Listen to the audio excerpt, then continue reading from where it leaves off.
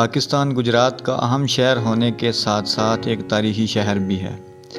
یہ شہر تاریخی اور قدیمی ورثہ کی نشانیاں اب بھی رکھتا ہے، لیکن کیا آپ اس شہر، تاریخی ورثہ، عمارت اور قلعہ سے واقف ہیں؟ اگر نہیں تو یہ ویڈیو ضرور دیکھیں۔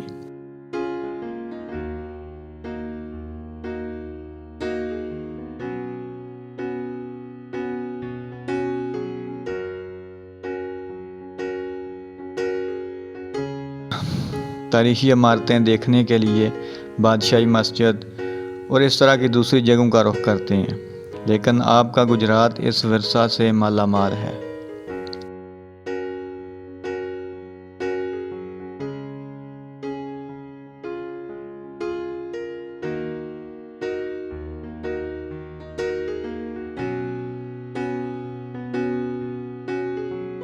جی ہاں، دیکھیں، یہ ہے گجرات شہر میں موجود اکبری قلعہ، جسے ڈکی قلعہ بھی کہا جاتا ہے۔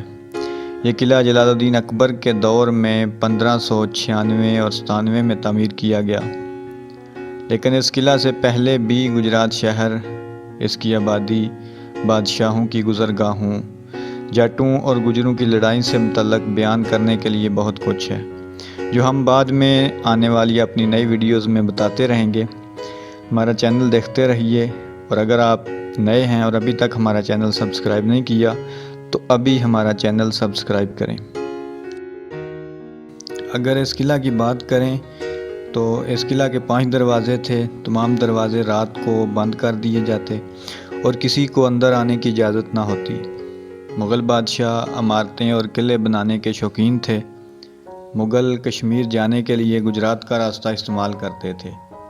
بادشاہ جلال الدین اکبر نے اس قلعہ کی بنیاد رکھی۔ یہ قلعہ مغل فن تعمیر کا شاہکار تھا۔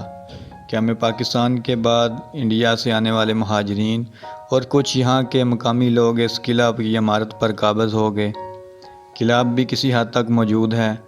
قلعہ میں اب رہائشیں اور دکانیں بن چکی ہیں۔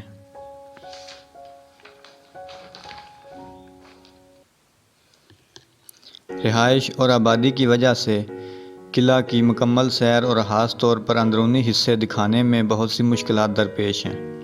انشاءاللہ جلد ہی آپ کو قلعہ کے اندرونی حصوں کی ویڈیوز بھی دکھائیں گے۔ تاریخی عمارتیں ملک و قوم کا اثاثہ ہوتی ہیں۔ یہ تاریخ کی نشانیاں ہوتی ہیں۔ تاریخ سے محبت کرنے والی قومیں تاریخی اثاثوں کی حفاظت کرتی ہیں، لیکن ہم اہل گجرات اپنے شہر میں موجود اس تاریخی ورثہ کی حفاظت نہ کر سکے۔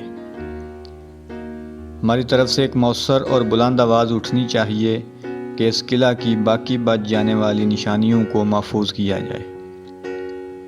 یہ قلعہ چھوٹی اینٹوں اور لکڑیوں کی مدد سے تعمیر کیا گیا۔ قلعہ کے ساتھ کنواں بھی تعمیر کیا گیا تھا۔ قلعہ، اس کی تعمیر، اہمیت کے متعلق جاننے کے لیے ابھی بہت کچھ ہے۔ ہم ماہرین سے مستند معلومات اکٹھی کر رہے ہیں۔